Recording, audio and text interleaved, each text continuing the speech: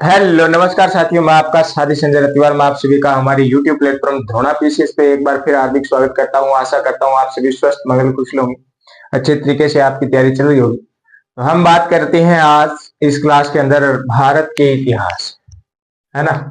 भारत के इतिहास के अंदर हमारा जो टॉपिक चल रहा था वो चल रहा था मेरे साथियों वैदिक साहित्य की बात करें या वैदिक काल की बात करें, यह हमारी बात चल रही, जिसके अंदर हम ऋग्वेद के बारे में चर्चा करके आ गए थे। अब हम बात करने वाले हैं यजुर्वेद की। किसकी बात करने वाले हैं साथियों? यजुर्वेद की बात करने वाले हैं। तो बात करते हैं अगले वेद पे, यजुर्वेद की। ऋग्वेद में हम पढ़ के आए कितने मंत्र है, कितने सूक्त है, कितने अष्टक थे, उसके बारे में मंडल की बात की थी, कितने मंडल थे। वैसे ही इस यजुर्वेद के अंदर हम बात करने वाले। ऋग्वेद की बात की दो भागों में बांटा गया था ऋग्वेद, वैसे ही हम यहाँ पे बात करने वाले। इसके दो पक्ष है, एक शुक्ल पक्ष है, शुक्ल यजुर्वेद, साथ साथ में लिखते रहते हैं।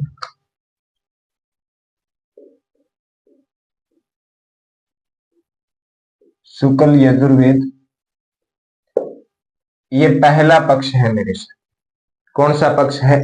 पहला पक्ष है। इसकी अगर हम बात करें, ये जो भाग है इसको पद्य भाग में लिखा गया है। ये पद्य के अंदर है, ये बात ध्यान में रखना, पद्य में है, ठीक है। फिर हम बात करें इसी शुक्ल यजुर्वेद को क्या कहती है? बाद स्नेही संहिता भी इसे कहती। कौन सी? बाद स्नेही,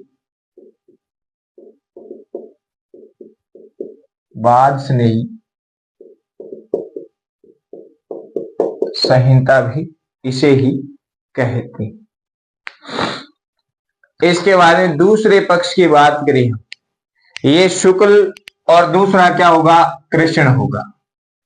जैसे पखवाड़े होते हैं ना महीने में, वैसे ही इधर है। एक तो शुक्ल यजुर्वेद है, दूसरा कृष्ण यजुर्वेद है। इस कृष्ण यजुर्वेद की बात करें, ये जो है ये गद्य में है, वो पद्य में है, ये गद्य में। अब आपसे कोई पूछ ले कि ऐसा कौन सा वेद है जो गद्य है पद्य दोनों के अंदर है, तो ये यजुर्वेद है। कौन सा वेद है? यजुर्वेद है, ये आप ध्यान में रखेंगे, ठीक है। फिर इसी की बात करें, इसी कृष्ण यजुर्वेद की बात करें तो इसके आगे भाग है, इसके भी आगे भाग है। पहले भाग की हम बात करें तो पहला भाग है काठक। कौन सा? काठक। दूसरे भाग की बात करें तो दूसरा आता है मेरे साथियों कपिष्ठक। कौन सा आया? कपिष्ठक आया। अगर हम बात करें तीसरे भाग की, तो तीसरा भाग आता है मैत्रायणी। मैत्रायणी। और इसी का चौथा भाग जो है वो आता है तैत्तिरीय। कौन सा? तैत्तिरीय।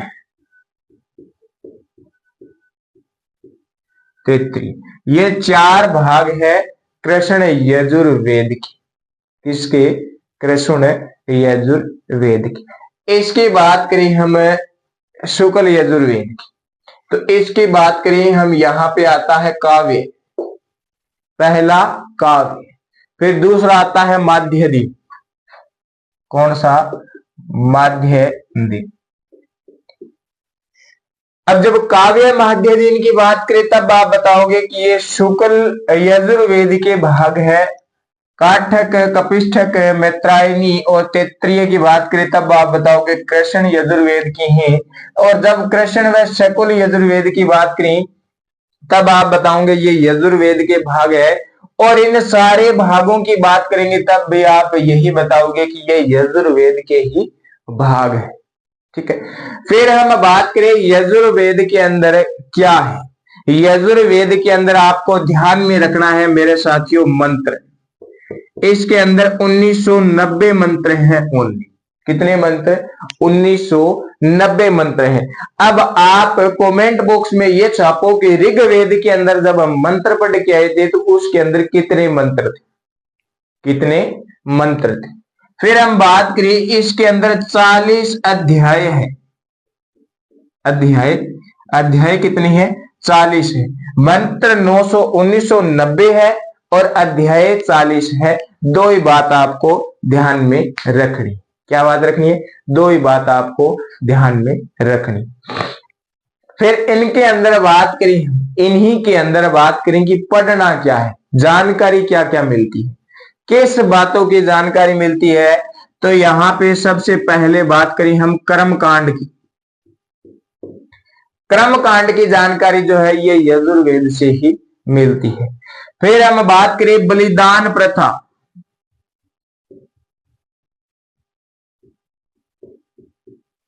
बलिदान प्रथा कि कौन सा कर्मकांड जो है ये कैसे करना है, उसकी पूरी की पूरी विधि जो है ये यजुर्वेद में आपको मिलती है।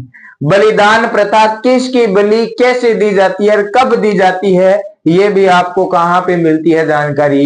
यजुर्वेद में।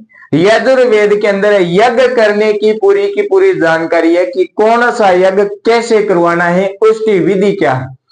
तो यहीं पे लिख लो याज्ञिक अनुष्ठान। इन तीनों बातों की जानकारी जो है ये कहां पे मिलती है? ये मिलती है मेरे साथियों यजुर्वेद के अंदर। ठीक है। अब यजुर्वेद की हम बात करें और इस यजुर्वेद में इनका जो पुरोहित होता है वो कौन होता है? पुरोहित जो है यजुर्वेद में, पुरोहित की बात करें, पुरोहित समझते हो? बिल्कुल वो ही पुरोहित की बात करें तो ये पुरोहित है अध्यवरयु।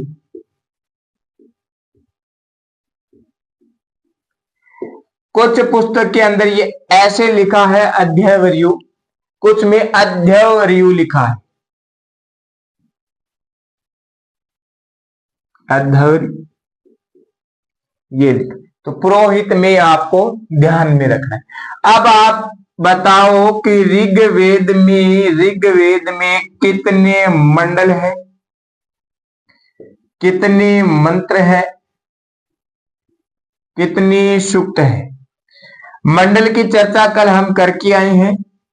मंत्र की बात बताओ कितनी है, सूक्त की बात बताओ। मंडल में ये बताओ कि प्राचीन मंडल कौन से हैं, कौन कौन से मंडल जो है प्राचीन है।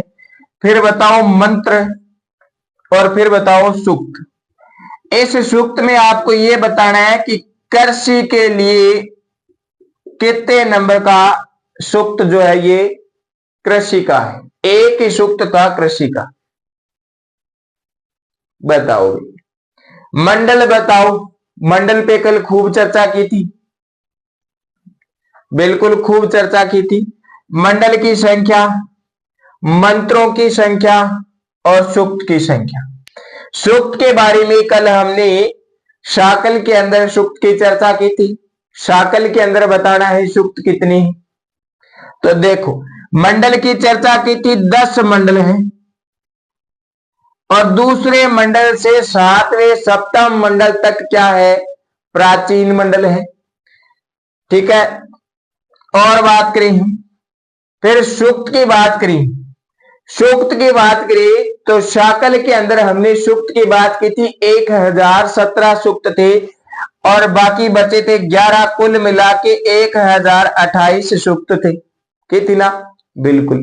मंत्र की बात की थी कि मंत्र में हमने लिखा था 3 से 300 मंत्र का एक सूक्त बनता है, तो इससे ज्यादा होंगे। ज्यादा कितने?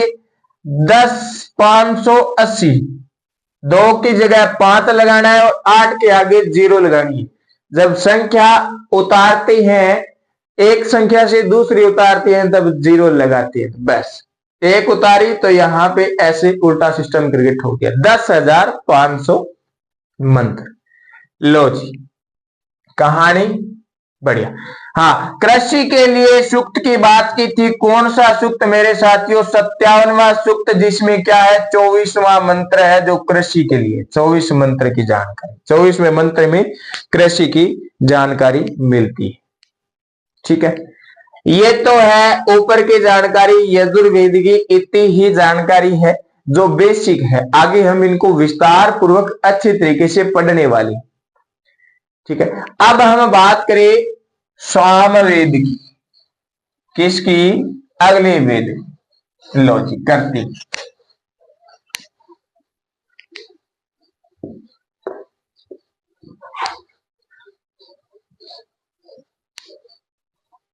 भूलना कुछ भी नहीं है, वेद 4 है, इन चारों वेदों को हम अच्छे तरीके से करने वाले हैं। तो लिखते हैं कौन सा वेद साथियों? सामवेद। इस सामवेद की बात, इस सामवेद के अंदर मंत्र की बात करें, मंत्र की बात करें तो इसके अंदर 1549 मंत्र हैं। कितने मंत्र हैं? 1549 मंत्र है। किस में है? पद्य में है। फिर हम बात करें 75 तो मूल मंत्र है। पीछे कितने बचे? 1549 से 75 हटाने पे 1474 बचती है। कितनी बचती है? 1474 बचती है। ये जो 1474 मंत्र है ना, ये ऋग्वेद से लिए गए हैं। कहां से लिए गए हैं? ये मंत्र जो है मेरे साथियों, ये ऋग्वेद से लिए गए हैं। तो सोमवेद जो है ये ऋग्वेद पे आधारित वेद है। ये बात आप ध्यान में रख लेना। क्या कर लेना? ध्यान में रख लेना। फिर इस सोमवेद के 3 भाग हैं। क्या है? 3 भाग है। कौन कौन से? पहला भाग आता है कोथुम। कौन सा? कोथुम। पहला भाग कोथुम। फिर भाग बात करें दूसरे की तो दूसरा भाग आता है राणायनीय। राणायनीय दूसरा भाग है। तीसरा भाग आता है जेमनीय। कौन सा? जेमनीय। अभी इस जेमनीय की हम बात करने वाले। क्या है? ये 3 भाग है सामवेद। ठीक है, फिर हम बात करें इस वेद के पुरोहित की।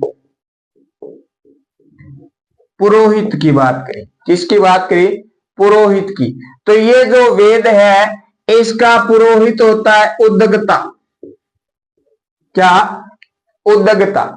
उद्गता की बात करें फिर इस वेद के अंदर, तो इस वेद के अंदर संगीत गायन जो होता है ना, गायन संगीत, संगीत गायन की जानकारी है। इस स्वरों की सारे गामा पा जो है वो यहीं पे मिलते हैं।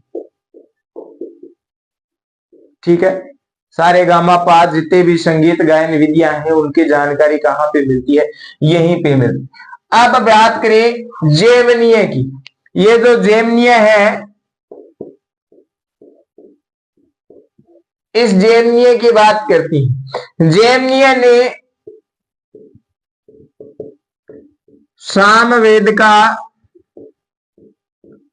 संकलन किया था, इसको संकलित किया था। क्या किया? संकलित किया था। ठीक है, आई बात समझ में। फिर इस जेमनीय की सहायता इस सामवेद में योगदान बात करें तो वो योगदान आता है सुकर्पा ने जेमनीय के बाद योगदान दिया था। ठीक है, योगदान दिया था। इतनी सी बात ध्यान में रखनी है मेरे साथियों, किसमें? सामवेद। ठीक है ना, इतनी सी बात ही है सामवेद की। 549 मंत्र है, पद्य में है 75 मूल है, 1474 मंत्र जो है ऋग्वेद से लिए गए हैं। 3 भाग है, कोथुम, रायणायनीय, जेमनीय। ये जो है जेमनीय है, इन्होंने क्या किया था, सामवेद का संकलन या संकलित किया था, इसीलिए इनके नाम से एक भाग बना दिया। उसके बारे में बात करें, सुकर्पा ने जेमनीय के बाद में यहाँ पे योगदान दिया। पुरोहित की बात करें, उद्योगता, संगीत गायन की जितनी भी जानकारी है वो हमें सामवेद से मिलती है। इसके बाद में हमारा अगला वेद जो बचता है, कौन सा बचता है मेरे साथियों? ऋग्वेद पढ़ा, यजुर्वेद पढ़ा, सामवेद पढ़ा, चौथा वेद है, कमेंट में छाप दो। चौथा वेद जो है सबसे सर्वश्रेष्ठ वेद है, वो सबसे सर्वश्रेष्ठ वेद है। सबसे सर्वश्रेष्ठ वेद है चौथा वेद। कौन सा वेद साथियों? अथर्ववेद। यही तो बचता है, तो फिर बताओ ना, बता क्यों नहीं रही? अथर्ववेद। चलो बटोरते हैं जानकारी।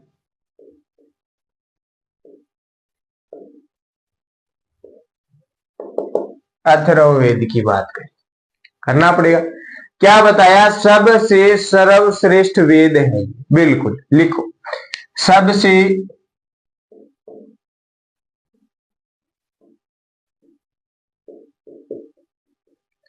सर्वश्रेष्ठ वेद, ठीक है, बिल्कुल। सर्वाधिक, इसी के आगे लिखना सर्वाधिक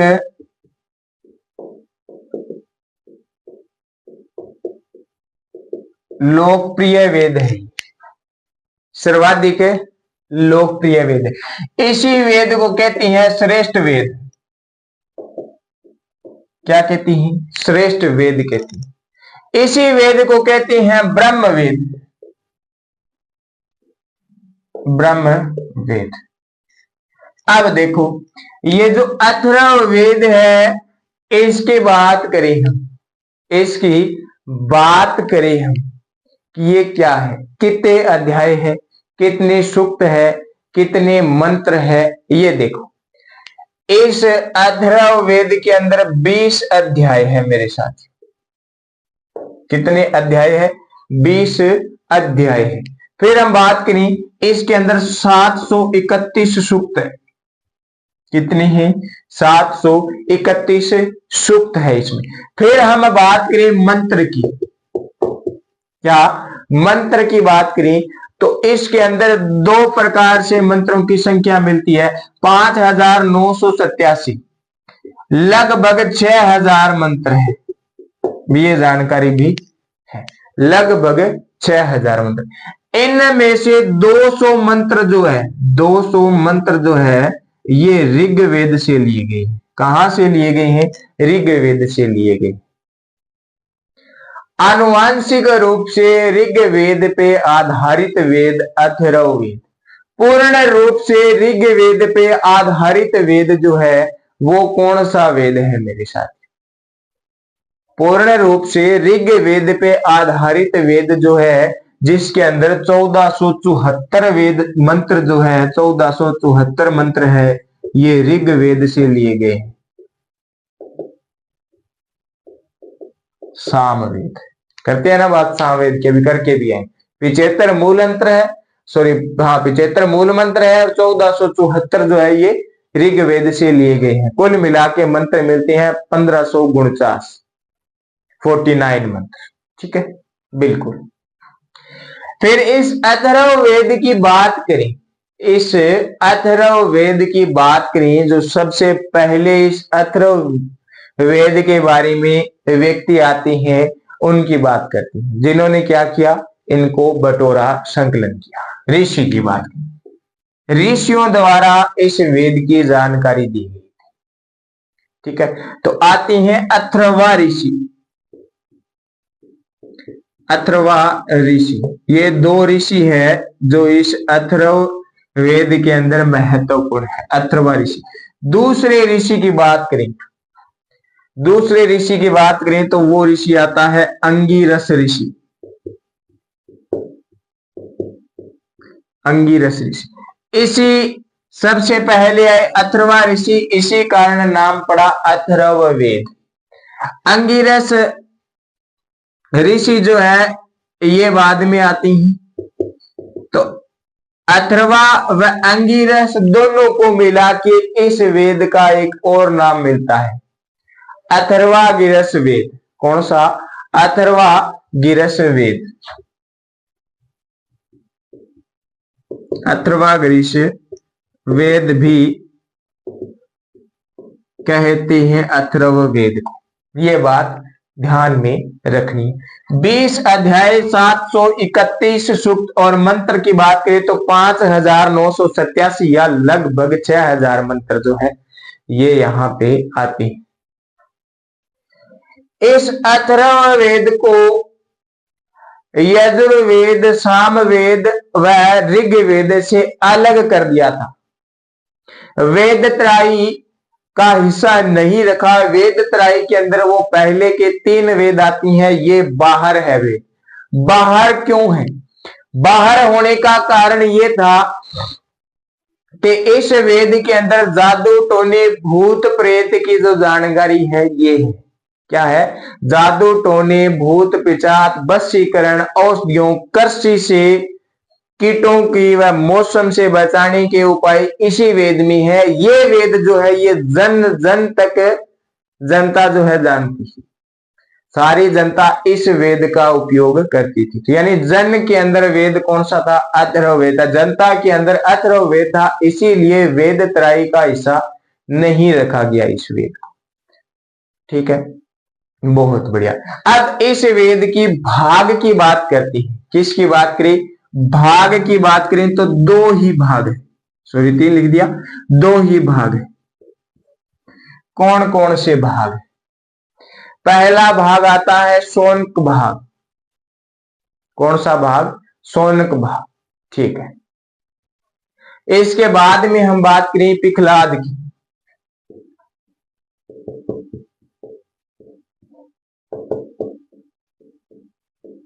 पिजलाद या पिखलाद, ये 2 भाग जो है ये किसके है?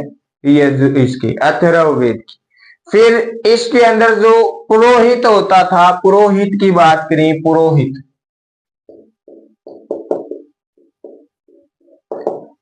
होता था ना, उस पुरोहित के बारे में बात करती हैं कि पुरोहित कौन होता था? पुरोहित होता था मेरे साथियों ब्राह्मण। कौन है? ब्राह्मण। सीधा सीधा ब्राह्मण ही ध्यान रखना है, ब्राह्मण आ जाए या ब्रह्म आ जाए या ब्राह्मण आ जाए तो ये ब्राह्मण। क्योंकि आपको पता है यजुर्वेद के अंदर जो बात करती हैं वो किसकी करती हैं? भूत पिशाच की करती हैं, जादू टोना की बात करती हैं। ऐसे कार्य करने के लिए कौन है राय दे सकता है? बस ये पुरोहित जी ही दे सकती हैं। ज्यादा बात नहीं करेंगे इनके बारे में, फिर गलत हो सकता है, कोई मात दिए को फिर ये व्याध होती। ठीक है ना? तो ये है भेद भाग, पुरोहित जी ब्राह्मण। इस वेद के अंदर किसकी जानकारी मिलती है? तो वो तो लिखनी पड़ेगी भाई। किसकी? जादू टोना। आजकल भी होगा नहीं जादू टोना? बिल्कुल। नारियल वह चक के चप्पल ठोकिया करो, फोड़ के खा लिया करो। पैसा पड़े है तो एक झपीड़ मारे चक्के जेब में गाल लिया। 500 पड़े तो 11 रुपया प्रसाद लेके फेंक दो, पशुआ ने गिर दो, पक्षियों ने गिर दो, जानवर ने गिर दो, बा खा लियो, बाकी रुपया आप जेब में गाल लियो, काम दिवेगा, कुछ नहीं होता है। बेम को इलाज की को नहीं है, बाकी नहीं क्या बेम की दवाई और बिना लखरा की लुगाई आज तक बनी को नहीं है। तो अगर आपने बेम पाल लिया तो आपके कोई ना कोई टकोर पक्की है, नहीं पाला तो कुछ नहीं होने वाला। खाली चौराहे पाखरी थे सामने टप जो थाने मन में बेम गलियों की यार मैं चौराहे में टप्पे मेरे लारे कोई याद थाने 100% पे की आवाज सुनेगी पदेबागी भी मैं पग बाजता सुना थाने खुद नहीं लगो मन लारू कोई खिंचन लाग रही है थे बारी बारी लाना देखूंगा थारो का जो फड़क फड़क करेगा, डर लग है लगता है। क्योंकि बेम है, बेम सबसे खतरनाक है। वो बेम है नहीं, वो खतरनाक है। बेम को नहीं पाल लो, बेम ना पाली कुतिया बिलिया सो पाल ली पर बे में को नहीं पालो। एक हाथर को नारियल दिख जाए, चप्पल मारी, जूती मारी, नारियल फुड़ियो, खा लियो, थोड़ा सो फेंगे बारे गिर दिया, कोई दिक्कत को नहीं है। रेपिया मिल जाए तो नजारा ही नहीं आ रहा है। मैं तो कुछ जादू टोना जगह कह रहा नहीं, पंडित जी यह बात के नीचे 1100 रुपया फलानिया तो रहे पर चढ़ा के आना है। नारियल लेके जाना है, लाडू लेके जाना है 1.25 किलो, पहली गल मोतीचूर वाली बर्फी लिखो, देखो आगला ने भी तो बेरो चाले भी हाँ वास्तव में टूनो उतारी है, उतार चढ़ाव करे नहीं बे यही उतरे। फिर पंडित जी लिख देगा, फिर वो चढ़ा दे और आप टक्कर जे 1100 रुपया चकते जे मंगा लियो पड़क देनी। बाकी लाडू लूडू तो ये तो खुआ दियो, 1100 तो बहुत है, धापनो है 1100 धाप जा, लाडू कौन धापा, लाडू चगे पशुआ ने घेर दिया, जानवर ने घेर दिया, कुतिया बिल्लिया ने घेर दिया, पक्षिया ने घेर दिया, नारियल दिखा भी फोड़ गए, थोड़ा बहुत बो घेर दो, खाओ तो खा लियो, रिपिया तकते जे मंगा लियो। आग लगो तो उतारो, उतार दियो 1100 को। ये जादू टोना वाली बात बाय कहां पे मिलती है, अथर्ववेद में मिलती है। पहला मानता, आजकल वाली आप पढ़ी जगह युवा पीढ़ी है, जनरेशन जगह पढ़ी लिखी है, कौन माने जादू टोना नहीं होता, ये कहते हैं। फिर बात करें भूत पश्चात की। भूत पश्चात इसका इलाज है वो यहीं पे है, इसी वेद के अंदर है, अथर्ववेद के। फिर बात करें, कहते हैं वशीकरण। वशीकरण, वशीकरण समझो नहीं कि फलानिया ने बस में कर रखे बने, जब वो यहाँ बात करें हाँ बस वही वशीकरण, ये वो वशीकरण है, ठीक है। फिर बात में औषधियों की जानकारी भी यहीं पे मिलती है, जड़ी बूटियां की जानकारी। कृषि को, कृषि करते हैं ना, खेती करते हैं, कृषि को कीटों से वह मौसम से बचाने के मंत्र भी यहीं पे है। अब लारा सी टिड्डी आई नहीं 2-3 साल पहला, तो क्या मैं ढोल थाली बजाया, 100 मंत्र कराओ और पंडित जी ने बुलावा, 2 रुपये बना, टिड्डी थारी उड़ा दिया, थारी उड़ा दिया, खेत में उड़ना बा अलग बात है, लेकिन थारी उड़ा दिया। लेकिन ये जो है अब की जनरेशन जो है ये समझती है कि ऐसा नहीं होता है, ऐसा नहीं होता है। पहले वाले मानते थे क्योंकि कोई और इलाज ही नहीं था, पहला किसी खाद स्प्रे चालिया करती, कौन चालिया करती नहीं, अब चाल रहा है ठोका टिका टिका के, लेकिन मिलावटी चलो, कुछ इधर चलो कुछ उधर चलो, ज्यादा स्प्रे ठोक्या हूं, ज्यादा खाद उर्वरक गिरे हूं, जमीन भी नाश हुआ है, बाद में इलाज डोरो आप ही हो जाओ, ना कीटा वार ना मौसम थारो कोई खराब करे, तो ये बचाने के मंत्र भी यहीं पे मिलते थे। इसीलिए इस वेद को वेद त्राई वेद से बाहर कर दिया था, उसका हिस्सा नहीं रखा कि इस वेद के बारे में जो है ये जनता को ज्यादा जानकारी है, इस वेद में जादू टोना भूत पिशाच वशीकरण वाली जानकारी है, इसको हमें वेद त्राई में नहीं रखनी वाली, वेद त्राई में ऊपर के वेद ही रखेगी, ठीक है ना। बस इसके बाद में वेद पढ़े, वेद पढ़ने के बाद में हमने बात की थी ब्राह्मण की, फिर आरण्यक की, उसके बाद में उपनिषद की। ब्राह्मण वो है जो इन वेदों की जानकारी सरल भाषा के अंदर आम जन तक पहुंचाता है, वो ब्राह्मण है। समझ में आई बात जी? बिल्कुल, बहुत बढ़िया। ब्राह्मण की बात विस्तार पूर्वक करेंगे, तब हम करेंगे कौन से पुरोहित कौन से ब्राह्मण कहां पे है, क्या करते हैं, सारी जानकारी। आरण्य की बात करती हैं, जंगलों के दार्शनिक व रहस्य में ही जो बात होती है वो आरण्य के अंदर होती है। उपनिषद की बात करती हैं, उपनिषद को कहते हैं वेदांत। उपनिषद की कुछ बात यहां पे कर लेते हैं बोर्ड पे, उसके बाद में हमें आगे की जानकारी देखेंगे। तो वेद की बात मोटी मोटी जगह बातें हैं अपन देख ली है कि है वेदांत, कितना मंत्र है, कितना सूक्त है, कितना अध्याय है, कितना मंडल है, कौन से मंडल प्राचीन है, कौन से नवीनतम है। नवीनतम मंडल और बता दो, प्राचीन तो मैंने बता दिए, नवीनतम तो बता दो, एक ही मंडल है। उपनिषद की बात करती है, तोड़ो पहले शब्द को, उपनिषद देखो समझाने का तरीका। आज आपा जी आज जनरेशन है, युवा जनरेशन है, वे आपके पूर्वजागन दादा दादी जी का नाना नानी जी का बैठ के बातें सुना है, बातें किसी दार्शनिक बात, कौन सी बातें? दार्शनिक बातें। ब्रह्म की, आत्मा की, परमात्मा की बातें का वर्णन होता है, वो क्या होते हैं? उपनिषद में आते हैं। कैसे आते हैं? उप की बात करें, उप होता है समीप। क्या होता है? समीप। निषेध की बात करें, बैठकर। आपा अपने दादी दादा नाना नानी जी के कन्या बैठ के बातें करने ला रहे हैं। बातें क्या करने ला रहे हैं? ब्रह्म, आत्मा, परमात्मा की बातों का वर्णन करने ला रहे हैं। वे उपनिषद गमा है। किस में आती है? उपनिषद के अंदर। तो लिख लेते हैं, ब्रह्म, आत्मा, परमात्मा के वर्णन की बात करती हैं, वो आती हैं उपनिषद के अंदर। किस में आती है? उपनिषद। कैसी बातें होती हैं? दार्शनिक सिद्धांत पे बातें होती है, रहस्यमय ही नहीं होती। दार्शनिक के साथ रहस्यमय घटना को जोड़ेंगे तो वो आरण्यक में चली जाएगी। कहां पे? आरण्यक में चली जाएगी। अभी हम उपनिषद की बात करें, ठीक है? उपनिषद की। फिर हम इस उपनिषद के अंदर आगे बात करें और बात करें इसके अंदर कितने उपनिषद हैं। तो लिखते हैं, मुक्तिका, मुक्तिका उपनिषद। मुक्तिका उपनिषद की बात करी तो इसके अंदर 108 उपनिषद है। कितनी? 108 उपनिषद है। समझ में आई बात? बिल्कुल। फिर हम इन्हीं उपनिषदों को तोड़ते हैं, अलग अलग लेते हैं। इन्हीं उपनिषदों को तोड़ते हैं, अलग अलग लेते हैं। इन 108 में से 10 उपनिषद आदि गुरु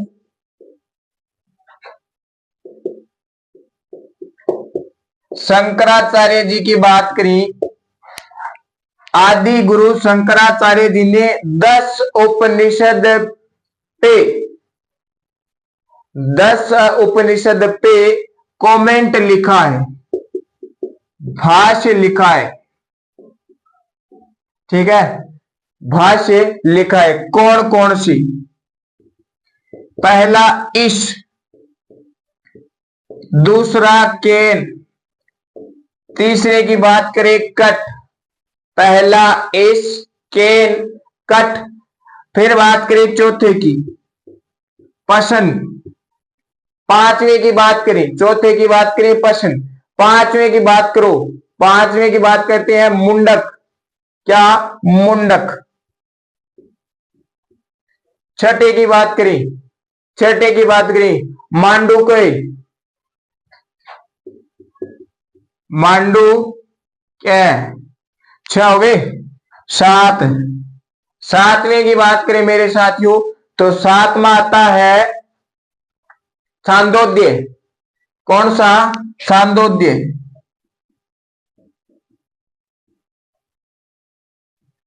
आठवीं की बात करें, 7 हो गए। 8, 9, 10, 3 बच गए। बिल्कुल। फिर बात करें तैत्रेय की, तैत्रेय भी इसी के अंदर आता है उपनिषद में।